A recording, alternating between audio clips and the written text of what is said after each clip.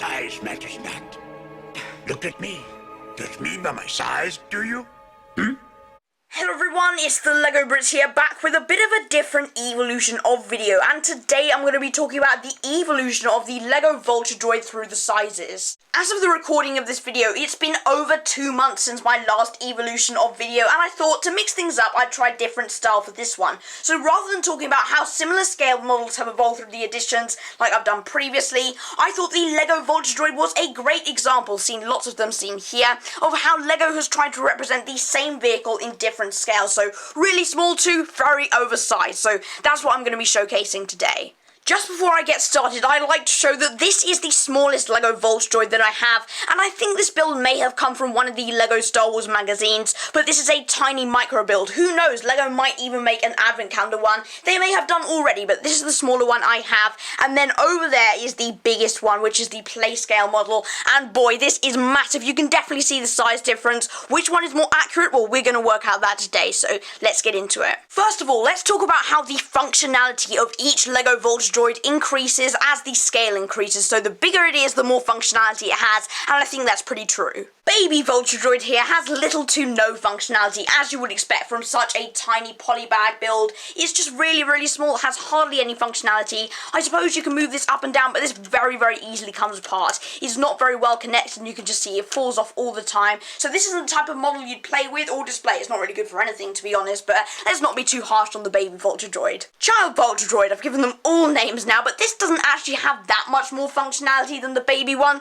I suppose it can move this up and down, so that's a plus, and you can move the wings. These have a much sturdier connection though, which is good, but compared to the larger play scale and microfighter models, this here really is nothing. Moving up again, here we have the teenager-sized Vulture Droid. No, this is the Vulture Droid from 2015, the microfighter version. Set 75073, and it retailed for $10 and £9, so let's take a look at the functionality. There is such a massive jump in the amount of play features from this model to this one, and it definitely shows how the evolution of the Vulture Droid through the sizes had led to so much more functionality in this one compared to this one, so let's check it out. The biggest play feature of this microfighter version is undoubtedly the fact that you can so easily revert from flight mode, which I had it in, very easily just rotate the wings just like so, move the body into the landing mode, which makes it really accurate to Star Wars The Clone Wars, which this is based off, and it has some detail. It actually has a printed sticker here, or it may well be a sticker. I think it actually is a sticker, but as I said, there's a lot more detail in this one, a lot more colour compared to its predecessors, and obviously this is the first one in size that can move from wing to wing. It also has some flick fire missiles, an extra little play feature, and you can fire that like so. Not the greatest play feature ever, and you can turn it around and have a battle droid clinging on for dear life. Oh no, save me, save me. Seriously, I think this is a great microfighter model. The most dominant Vulture Droid of the tribe is undoubtedly the large one, which dwarfs its predecessors and lives in its most natural habitat, exceeding in all areas. No, I'm not David Attenborough, but let's take a look at the biggest Vulture Droid, which, as I said, dwarfs the size of these smaller ones.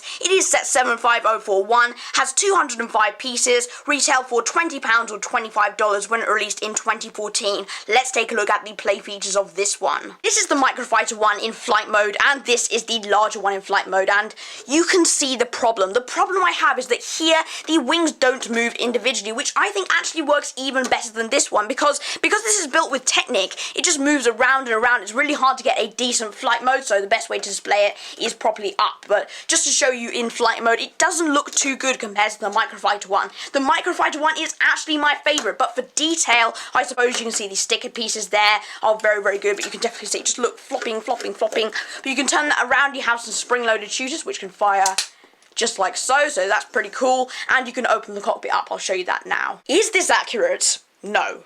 Is it a decent play feature for kids? Well, yes, you can open up the cockpit, which is quite fun, and even push that forward to reveal a battle droid pilot sat inside the Vulture Droid. Now, in Star Wars media, that would not happen. Vulture Droids control themselves, but LEGO decided to put a cockpit in there, and you can see just a stickered control piece. They should have really printed that, but I'm not really here to complain about tiny things like that. So this is the biggest model, the best play features, but you can see not very sturdy at all. Through the various editions, getting bigger and bigger as I've shown you, which one has evolved for accuracy. Now, you can let me know what you think in the comments, but I think it evolved initially for the better with these two and then got much worse by taking a look at this massive Vulture Droid here. This is far too oversized, but I suppose LEGO wanted a playset, and it's quite difficult to have a detailed playset at a good price for this. I suppose Microfighter's really good price, but let's just take a look. I think these two have the best scale accuracy. This one's undersized, this one's oversized, so initially evolved for the better, and then got worse, so that's my 2 cents on that. While having the bigger model like this evolved much better for the play features, you can see that they've included loads more detail. You can have the cockpit, spring-loaded shooters, pretty much got the full works here.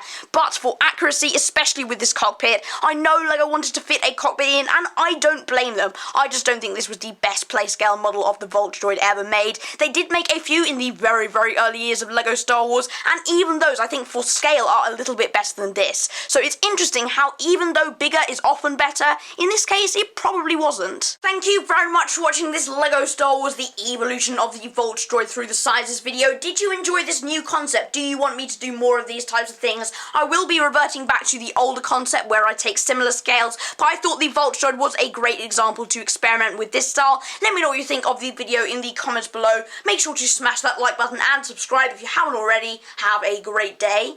Goodbye.